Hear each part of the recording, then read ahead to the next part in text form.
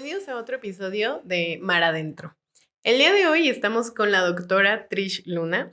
Ella es astrofísica por la UNAM y vamos a estar hablando un poquito más de esta ciencia. ¿Cómo estás, Trish, el día de hoy? Bien, muchas gracias. Gracias por la invitación, No, estar qué aquí. gusto. La verdad es que es un gusto tenerte hoy aquí porque por si todavía no la reconocen, ella, ella está tiene un canal de astrofísicos en acción. Amigos, espero que les haya interesado muchísimo el video de hoy. Y hace mucho tiempo fue un gran referente para mí, para el gusto por la ciencia y sobre todo divulgarla, ¿no? Ay, Entonces, gracias. estar hablando hoy contigo es un gusto. Y para empezar, quiero que nos cuentes qué es la astronomía, qué es lo que estudia.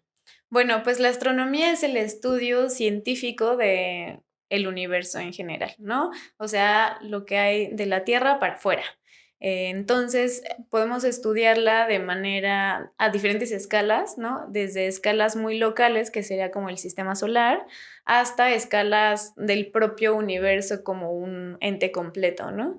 Su evolución desde su origen, ¿no? Y todo lo que abarca el propio universo, galaxias, formación estelar, evolución planetaria también. Entonces, realmente cuando decides estudiar astrofísica, sabes que de todos modos vas a tener que elegir solo uno de estos temas increíbles que además a mí se me hacen todos muy, muy interesantes. Sí. Fíjate que siento que hoy en día, a pesar de haber mucha información, todavía para muchas personas no hay este acercamiento. Hace un tiempo, el Instituto de Astronomía hacía pláticas y Ujú. noches de pláticas, y había galletas y había de que músicos de jazz y todo. Entonces un día yo le dije a un compañero como, oye, ¿me puedes acompañar? Y esto, ay, pues sí, vamos. Y cuando llegamos al instituto, para los que no saben, en el instituto dicen grandote, Instituto de Astronomía, y me Sí. dice, ¿astronomía? Yo pensé que era astronomía, de que no, yo no quiero entrar y así. Vámonos.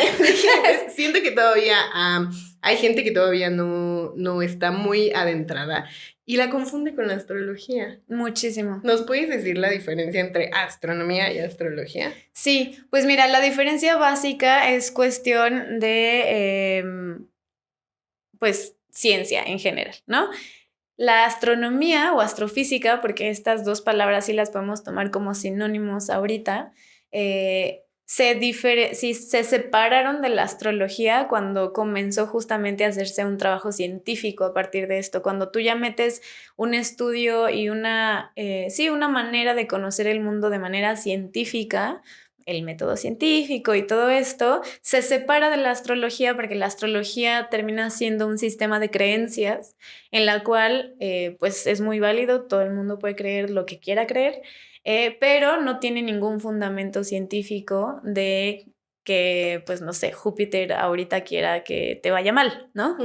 Entonces ahí cada quien puede, pues ahora sí que decidir creer lo que quiera, pero la astronomía sí tiene bases en pues cuestiones de observación, modelación y toda esta parte más, pues sí, como de el estudio de la causalidad del propio universo. Hace poco hubo un fenómeno, pues, en México que todo el mundo estaba de, oh, wow, ¿qué es esto? Porque incluso la Ajá. sombra de los árboles, pues, reflejaba el mismo eclipse. Ah, Para sí. algunas personas fue tomarlo como, cerrar ciclos y todo esto. Pero ¿qué fue lo que pasó exactamente? Bueno, lo que sucede en un eclipse es un juego de tres cuerpos, que los tres cuerpos de los cuales estamos hablando son la luna, el sol y la tierra. En el caso de los eclipses solares, quien se pone en medio es la luna, el sol está pues lejos, la tierra está del otro lado y la luna está una en fase nueva, de luna nueva, y la otra se pone justamente alineada con el sol, entonces eso hace que lo tape. Y esto sí es una mera casualidad del universo, que la Tierra está en una posición, más bien la Luna está en una posición 400 veces más cercana a nosotros, o sea, con respecto al Sol, pero el Sol es 400 veces más grande. Entonces, este número de 400 más grande, pero 400 más cerca, hace que la luna y el sol a nuestra visión se vean más o menos del mismo tamaño y haga que los eclipses sucedan, ¿no? Hay veces que la luna sí puede tapar por completo al sol y entonces son eclipses totales, pero hay veces como este último, que fue un eclipse anular, donde sí tapa o sea, sí entra la luna a tapar al sol, pero no lo tapa por completo porque está un poquito más alejada de nosotros y entonces sucede un anillo que le llamamos pues el anular, ¿no? El anillo, más bien el eclipse anular. Ok. Sí. La verdad fue un espectáculo muy bonito para quienes tuvieron la oportunidad de verlo. Y esto también como que da paso a que muchos niños digan de que, yo sí creo que sí lo decía cuando era pequeña, de que quiero ser astronauta, o quiero Sí. llegar al espacio, o estudiar, ¿no? O saber más acerca. Aquí en México, era justo lo que comentábamos hace un rato, en la UNAM es una especialidad. Sí. ¿Qué carreras se pueden tomar para especializarte en esto y cómo fue tu camino? Bueno, pues puedes estudiar cualquier área STEM, o sea, cualquier carrera de las áreas STEM. Puedes estudiar alguna ingeniería o ciencias de la tierra, física, matemáticas, incluso puedes estudiar pues hasta cosas como de química o de biología, porque también hay estudios, no sé, no se imaginan la cantidad de química que a veces tenemos que utilizar los astrónomos, ¿no? Y entonces, obviamente, la que más como que se recomienda, poniéndolo entre comillas, es física, porque cuando ya entras a la maestría, tienes como todos estos fundamentos matemáticos y físicos que vas a necesitar en la maestría, pero tampoco es imposible si estudias alguna otra. Hay una licenciatura, como te decía, en Sinaloa de astronomía. Es la única en el país, en México. Y sí, normalmente estudias primero alguna de estas carreras. Yo en particular estudié física y después ya estudias la maestría y el doctorado en astrofísica. Y mi paso o cómo llegué yo, pues mira, que yo iba a ser actriz. Yo estaba estudiando ya en el LIMBA, teatro, actuación, y tuve ahí como un momento canónico, en el cual me llevaron a Chichén Itzá en la noche. Entonces, yo ya estaba como mega enamorada de la cultura maya y después, pues me tocó eso, ¿no? Visitar de noche una zona arqueológica además como súper importante en México, en el mundo. Y me tocó ver la Vía Láctea por primera vez con mis ojos. No sé si tú has visto la Vía Láctea con tus... Es que es impresionante, sobre todo para las personas que somos chilangas, ¿no? Sí, que casi no vemos las estrellas, vemos así como solo los 3 Reyes Magos en esta época o cosas así, pero realmente no tenemos este acercamiento con el cielo oscuro, que en ese momento yo dije... Bueno, yo siempre he sido muy curiosa y en ese momento dije, no, de verdad yo necesito saber qué está pasando allá afuera porque estamos nosotros aquí. Muy, muy hippie mi pensamiento, pero realmente creo que es una de las cosas que inspira siempre mucho a querer conocer más, ¿no? Sí. Esto de preguntarte y quererte contestar estas cosas, ¿no? En particular a mí fue cosas del universo, pero obviamente hay gente que se quiere explicar cómo funciona el dedo, ¿no? Sí. O sea, lo que sea, ¿no? Entonces, las cámaras. Entonces, bueno, pues ese fue como la cosa que hizo que dijera, ok, yo quiero estudiar astronomía, entonces ya me metí a física y la carrera se me hizo súper pesada, pero siempre yo decía, mi meta es astronomía, no veas todo lo demás, todo lo demás es solo un trámite. Y así, y ya entré a astronomía. Siento que la carrera de física es un poco antes. No sé si ahorita las cosas ya han cambiado, espero que sí. Pero antes era un poco como... Esta carrera es como para los más inteligentes, ¿no?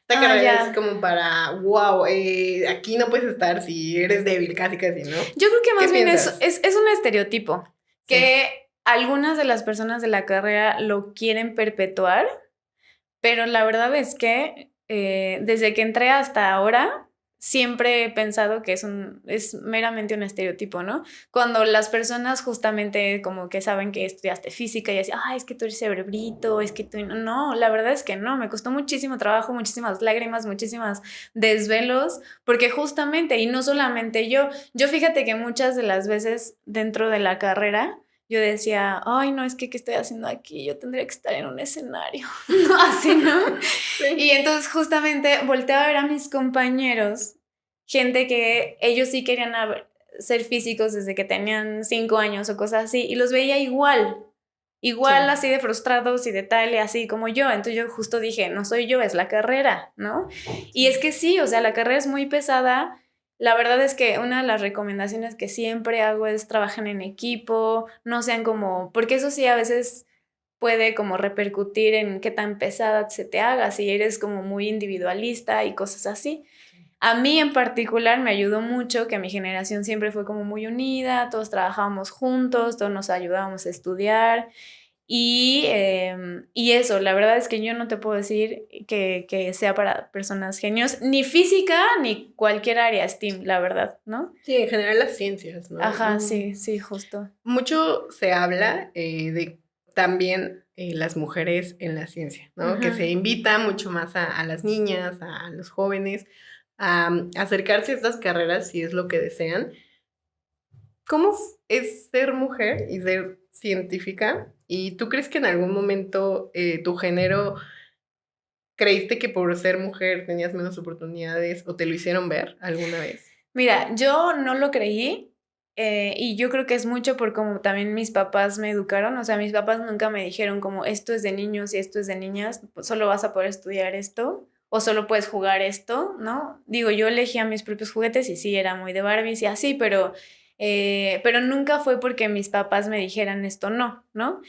Otra de las cosas que yo siento que también cuando yo decidí estudiar astronomía y empecé como a investigar, a la primera astrónoma que yo supe que existía en México fue Julieta Fierro. Y que haya sido una mujer y no un hombre, la primera figura que yo tuve en mi mente de una astrónoma, creo que también ayudó mucho a que yo para nada pensara en que no era para mujeres esa carrera. Sin embargo, conforme vas estudiando la carrera de física, claro que te topas con que solamente hay el 20% de niñas, bueno, de mujeres, de estudiantes, niñas, en la carrera de física, que muchos profesores son súper misóginos, hay muchas veces que te va a tocar ser la única niña en un curso completo, ¿no? En todo el semestre. Y entonces, aunque tú creas que no, sí hay un peso que recae un poco más en ti, porque si tú faltas, por ejemplo, se va a notar perfecto. Y si falta tu compa de al lado, puede que el profe ni se dé cuenta, ¿no? Entonces al final termina siendo como una presión como pues muy ciega, pero que está, ¿no? Sí. Y después sí te empiezas a dar cuenta, por ejemplo, cuando yo estaba en la maestría empezó a haber muchas denuncias de acoso en la facultad, de que había hasta cámaras, o sea, realmente sí ha habido como un alzamiento de voz y de todas estas cosas que teníamos justo, o sea, eran como violencias ya demasiado generalizadas y demasiado como comunes que ya ni nadie hablaba de ellas, pero que están, ¿no? Sí. Y que al final de cuentas una siente que no, pero puede que conforme vas avanzando en la carrera sean motivos porque dejes la academia. Sí. Y entonces cuando empiezas a concientizar eso, pues empiezas a trabajar también para cambiarlo. Y creo que eso también me ha ayudado muchísimo. Yo creo que me he topado con muchas personas, mujeres y hombres, preocupados por cambiar esas cosas en la academia. Y también me he topado obviamente con gente que no, gente que no es cierto, las mujeres no están porque no quieren, nadie les está diciendo que no, ¿no? Pero sí son realidades que es importante concientizarlas y trabajarlas, ¿no? Sí. Yo te voy a contar una anécdota. Yo estuve en un ámbito un poco distinto. Yo estudié arquitectura y me acuerdo que a mí ni me gustaba, ¿no? Pero estaba resistiendo por alguna manera. Y una de las cosas, como tú dices, que me animó a irme así de ahí, fue que en cierta ocasión estábamos viendo algo de una obra, ya sabes, materiales, cargas, todo esto. Y me acuerdo que me dijeron, es que a ti te preguntamos por qué eres mujer. Y yo... Ay, ¿qué me están diciendo? Entonces, eso fue como para mí el límite para decir, no quiero estar aquí. Claro. Pero, ¿qué consejo le darías tú a todas esas niñas y todas estas mujeres que quieren salir adelante y ahora sí sobrellevar todo este tipo de comentarios y actitudes? ¿Cómo hacerle? Pues mira, les puedo dar varios consejos que también a mí me han funcionado. Una es la creación de esta red de apoyo, ¿no? Creo que eso es también muy importante. tener a quien decirle cuando algo pasa, algo así pasa, y alguien de confianza, crear espacios seguros para todas nosotras en las cuales puedas hablar de estas cosas. Y en particular, por ejemplo, yo, maestría y doctorado, estuve en un grupo donde éramos más mujeres que hombres, ¿no? O sea, mis asesoras, había otros dos hombres, pero éramos más mujeres. Entonces era muy, la verdad es que el ambiente justamente era muy seguro para todas nosotras.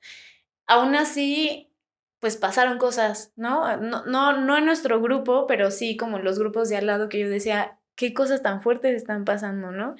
Pero es muy importante esta creación de una red de apoyo. Y no solamente pues, en tu mismo grupo de trabajo, de tus compañeros de la escuela, sino también en tu casa, con tus amigos, con tus amigas, tus papás, ¿no? Una cosa también importante, pues no nada más como para las personas que quieren estudiar esto, sino para las familias de esas personas, es que justamente los apoyen y les den esa seguridad y ese ánimo de pues decidí estudiar eso, ¿no? La otra cosa es que también ya vemos muchas personas que ya estamos en estas áreas STEM, que nos estamos preocupando por trabajar en generar pues ambientes seguros y luchar porque haya visibilización de este tipo de casos o visibilización de la problemática de falta de mujeres en la academia, por ejemplo. Y entonces lo que yo le digo a las chicas es que si realmente quieren estudiarlo, no se detengan por estereotipos de género, ¿no? Sí va a ser difícil, sí, pero va a ser difícil para hombres y para mujeres, ¿no? Porque las personas que ya estamos adentro, estamos trabajando para que por lo menos sea igual para todas las personas, ¿no?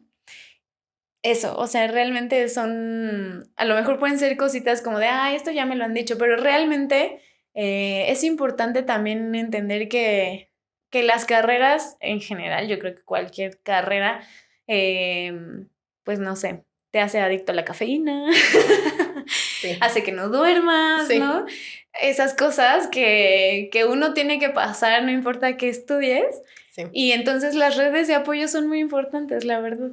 Sí, sí, es totalmente cierto. Justo hace muchos de los primeros capítulos hablaba con una amiga que estudió química y hoy tengo conmigo a Dani.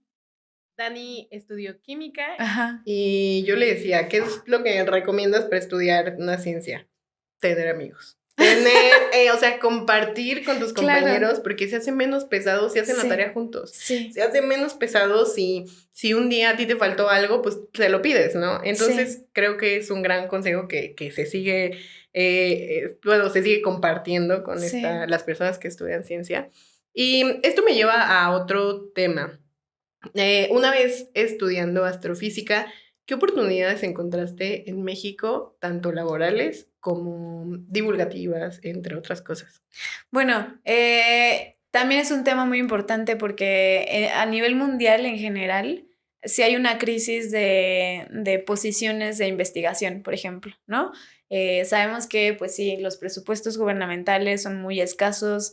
Para la ciencia en Latinoamérica, por ejemplo, son todavía más escasos y muchos de los lugares de investigación pues tienen justamente presupuestos gubernamentales. Entonces, si no hay un aumento de eso, no pueden sacar más plazas. Nos doctoramos muchas más personas de las que plazas abren y eso es un gran problema porque justo entonces, si tú quieres hacer investigación, no existen los puestos suficientes para todos los que quieren hacer investigación.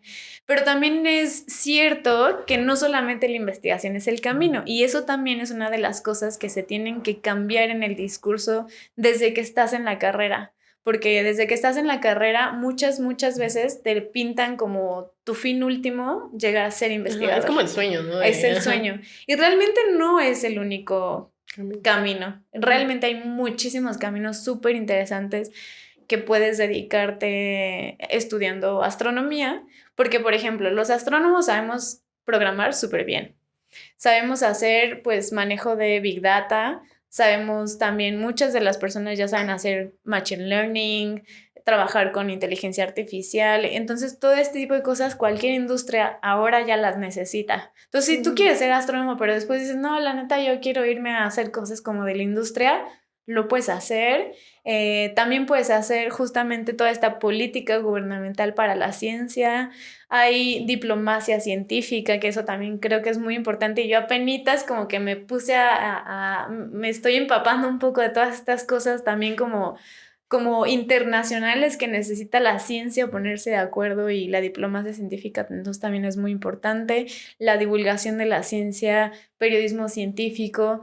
Y yo en la divulgación justamente entré sin saber que había entrado. ¿Estás bien? Aquí muriendo, besito, bien.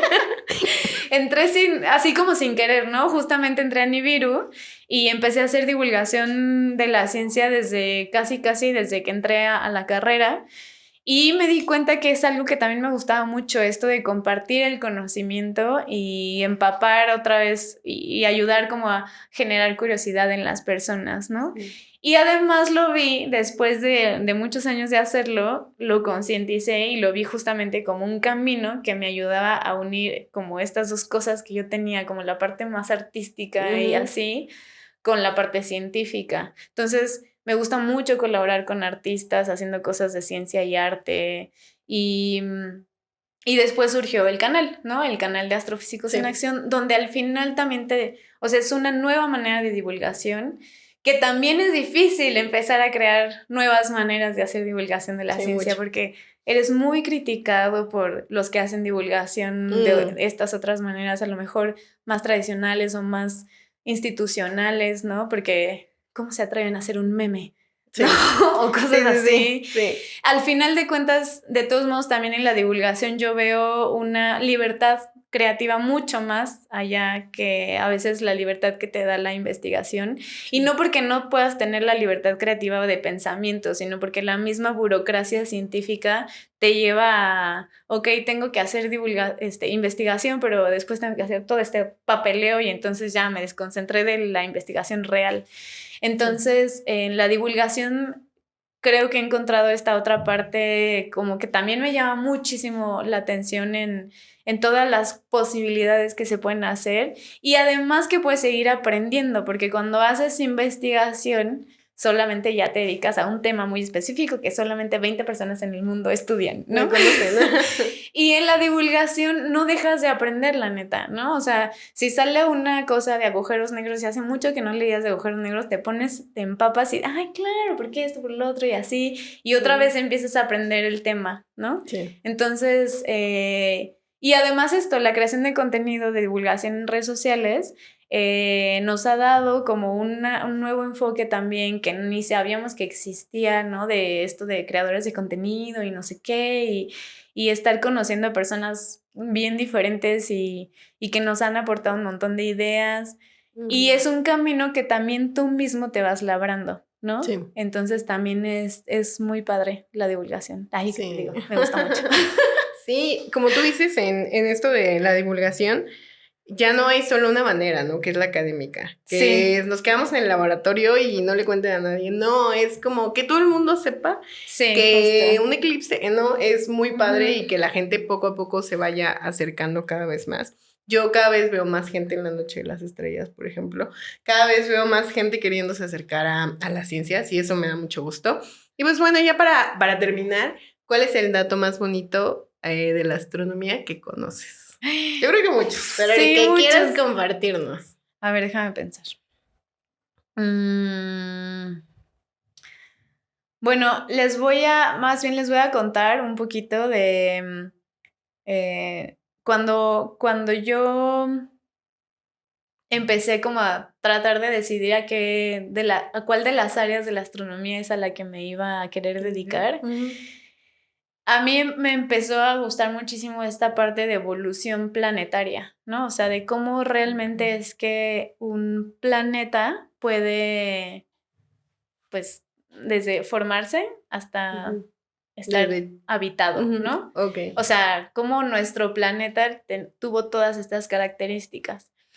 Y este dato que a mí en particular me gusta mucho y cuando lo supe me voló mucho la cabeza es que cuando nació el sistema solar y se terminaron de formar los planetas, Venus, la Tierra y Marte, los tres eran muy iguales, muy parecidos. pero mucho, ¿no? O sea, tenían la misma atmósfera, tenían agua líquida en su superficie, tenían actividad geológica, ¿no? Y justamente conforme fueron evolucionando y el Sol también fue evolucionando, pues calentó el Sol mucho más y a Venus le pasó que perdió toda su agua. Y lo que pasó con Marte es que Marte es un planeta bastante pequeño y entonces también perdió su atmósfera muy rápido. Pero entonces o sea, si nos vamos al pasado, en el momento en el que más o menos se calcula que la vida surgió en la Tierra, todavía Venus y Marte tenían las mismas características que la Tierra. Entonces, por eso estamos muy, pues, enfocados, muchas personas en la comunidad, de realmente investigar si en Venus y en Marte pudo haber vida en algún momento. Sí. Wow. Sí. No, siento que hay uno de mis libros favoritos, Crónicas Marcianas. Ah, sí. De Ray Bradbury. Sí, lo recomiendo totalmente. Sí. Es muy padre y también siempre creo que va a despertar la curiosidad de qué tal que sí hubo hace 20 años y ni supimos, ¿no? Porque no había como la suficiente tecnología quizá o información para darnos cuenta. O igual hace miles de años. Sí, miles de años. Sí, 20 años creo que es muy poquito. Sí, pero sí, porque más o menos pensamos que Marte hace más o menos 1,000 millones de años se secó. Ok. Entonces, sí. Ajá. Pero al final de cuentas, si lo piensas en cuestión como de ¿cómo se llama esta? La línea temporal de cuando surgió la vida en la Tierra y ahora. La vida como no evolucionada o unicelular, muy bacteriana, pues, fue como esto, ¿no? O sea, tenemos solo esto de vida compleja. Y esta es la vida que es más fácil que surja y además que perdure, ¿no? Entonces, por eso es lo que pensamos es que si en algún momento Venus y Marte tuvieron vida, fue de ese tipo. Y si la sigue teniendo, va a seguir siendo de ese tipo. Ok. Entonces, y otra de las cosas obviamente importantes, pues son todas estas misiones espaciales que están en busca de ver si es cierto, ¿no? Híjole, sí. Pues bueno, yo te agradezco mucho estar hoy con nosotros. Muchas gracias. Yo voy a dejar todas las redes de Trish, de Astrofísicos en Acción, por supuesto, para que sigan estas páginas y conozcan más acerca de la astronomía, que vaya, como dice Trish, tiene muchas cosas de las cuales podemos aprender. Nos vemos en un próximo episodio.